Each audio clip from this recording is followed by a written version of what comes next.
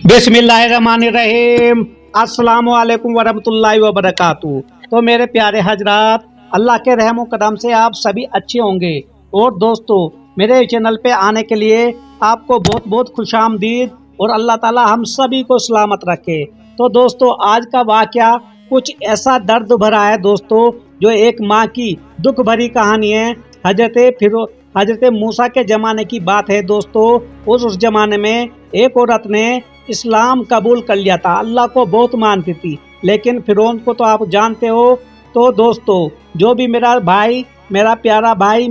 मेरे चैनल पे आया हो, प्लीज़ सब्सक्राइब और लाइक और शेयर ज़रूर कर दिया करो। और दोस्तों, आने वाला वीडियो अपने दोस्तों को भी दिखाया करो और दीन इस्लाम की बातें हमेशा सुना करो। तो दोस्तों, वाक़या इस तरह सा पेश आया था, कैसे पता लगा फिर हम जैसे लोगों को। तो दोस्तों, उस वाक़े के बाद दोस्तों,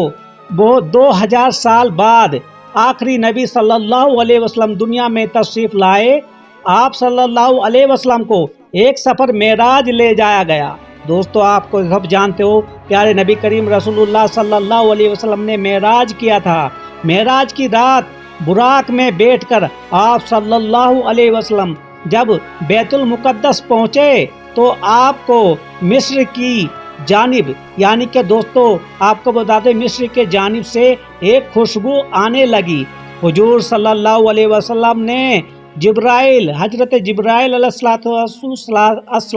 से पूछा, ये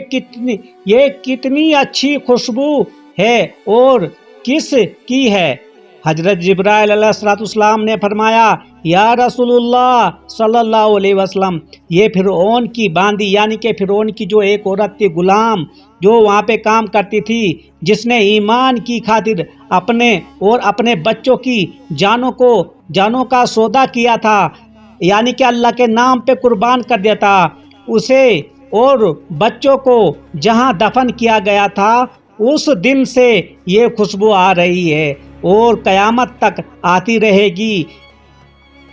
कितने लोगों ने ईमान की खातिर जानों को दोस्तों नजराने पेश किए अल्लाह की राह में, अल्लाह के नाम पे, और हमें ये दीन और ईमान आसानी से मिल गया। मेरे प्यारे दोस्तों, मेरे नबी करीम रसूलुल्लाह सल्लल्लाहु अलैहि वसल्लम ने ऐसा हमें दीन दे के गए हैं, इसकी हिफाजत करना हमारा मुसलमानों का ही काम है दोस्तों, ना कि इसका हम ठेकेदार बनेंगे। हमें इसकी दीन की पैरवी करनी है, इसकी दीन की हिफाजत करनी है दोस्तों, ये आपको समझना पड़ेगा मेरे प्यारे भाइयों। तो उस बांदी का जो किस्सा है, अब वहाँ पे हम चलते हैं। जैसे वो बांदी थी दोस्तों, जब फिरौन को, क्योंकि इस्लाम बहुत तेज़ी से फैला है मेरे प्यारे दोस्तों हजरात, और वहाँ पे जो बेचारी वो औरत थी, उसने अल्लाह को मानने लगी, एक ही अल्लाह को मानने लगी। लेकिन उस ज़माने में फिरौन क्या करता था, एक ऐसा वही इंसान जो था, जो उसने खुद को खुदा कहलवाना चाहा दुनिया में, लेकिन अल्लाह ताला ने उसे भी गर्क कर दिया। उसी ज़माने में वहाँ पे एक औरत जो रहती थी, उसने चोरी चोरी अल्लाह को मानने लगी, इस्लाम कबूल किया, ईमान लाई अल्लाह के ऊपर दोस्तों, और ये वहाँ पे ऐसे फैल गई आग वो, लेकिन अपनी बच्चों के साथ, उसके पास 2 बच्चियाँ थी और वो बहुत खुश थी, अल्लाह का नाम लेती थी। लेकिन जब ये बात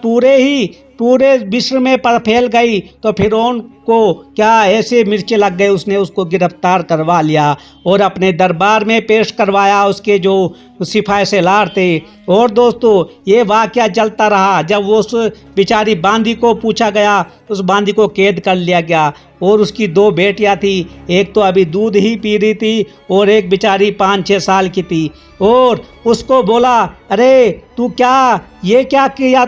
ये मैं खुदा हूँ? उसने बोला, नहीं, खुदा तो हमारा एक ही है, उसी रब्बुल इज्जत पे मैंने ईमान लाया है, उसी का ही मैं नाम लेती हूँ, तुझे मैं खुदा नहीं मानूंगी, लेकिन खुदा तो तू नहीं बन सकता। तो उसने उसको डराने लगा, बोला, ये देखो, अगर तू मेरा ये मानेगी तो मैं तुझे हीरो जवाहरात से मैं तुझे भर दूंगा, नहीं तो मैं तुझे इस खोलते हुए तेल की कढ़ाई में डाल दूंगा। तो लेकिन उस औरत ने एक ना मानी, बोली, मैंने अपना ईमान अल्लाह के ऊपर लाया है, ना कि तेरे ऊपर, तू मुझे जो मर्जी कर दे, अल्लाह की राह पे मैं शहीद हो जाऊंगी। तो फिरौन बदबख्त وہ تو تم جانتے ہو کیسا بدبخت فرعون تھا، اللہ تعالیٰ نے اسے کس طرح تڑپا کے سمندر میں پھاٹ دیا دوستو، اس کو سمندر میں غرق کر ڈالا، اور تا قیامت تک دوستو کیا کیا اس نے، اس کو پوری کی پوری کیا کیا ہے، اس کی لاش ایسے ہی رکھی ہے دوستو عجائب گھر میں۔ تو میرے دوستو یہ جو باندھی تھی ایک نہ مانتی، تو اس نے کیا کیا،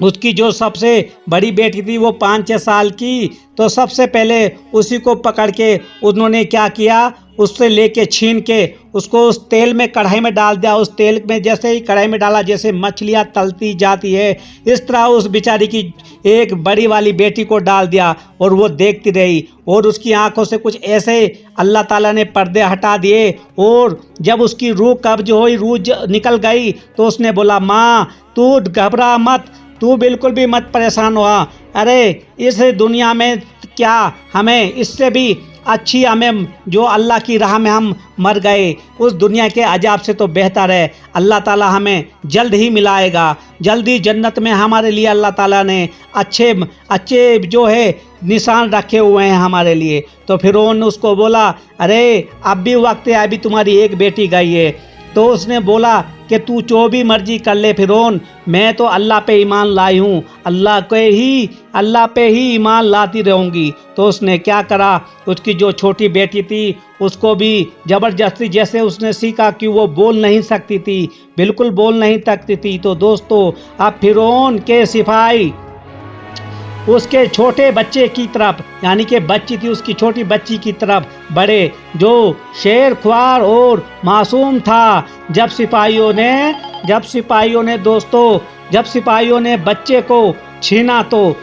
بچے نے زور سے چیخ ماری ماں کے لیے دوستو، جو ماں کے کلیجے میں منہ نکل آیا دوستو، اس کے منہ میں کلیجے میں جو ہے نا کلیجہ منہ میں آ گیا، اس سے جفت یعنی کہ چھین لیا تھا،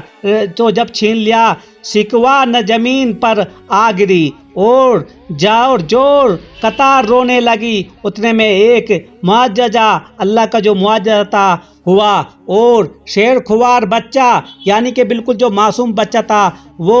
دنیا کی سزا یعنی کہ وہ بولنے لگی، جو چھوٹی بچی تھی وہ بولنے لگی اور بولی اے میری ماں تو حق پر ہے، بے شک دنیا کی سزا آخرت کے عذاب سے بہت ہلکی ہے۔ فرعون کے درباری بچے کی آواز سے حیرت زدہ ہو گئی، یعنی کہ وہ ڈر گئے اور بولے، مگر کفر کے تالے پھر بھی نہ کھلے، پھر اس بچے کو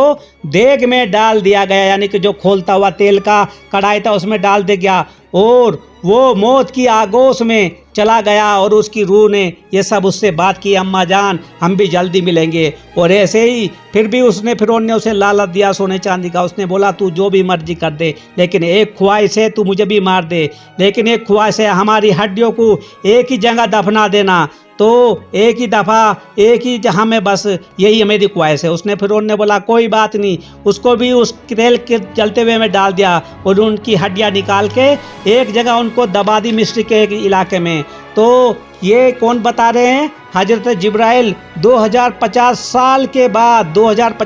بعد حضرت محمد رسول اللہ دونوں جہاں کے مالک سرکار دو عالم کو وہ بتا رہے ہیں کہ یہ خوشبو ان ماں اور بیٹوں کی ہے۔ دوستو اللہ تعالیٰ ہمیں بھی ایسے ہی اعمال کرنے کی توفیق عطا فرما، اللہ تعالیٰ اپنے رحم فرما ہم پہ، آمین ثم آمین۔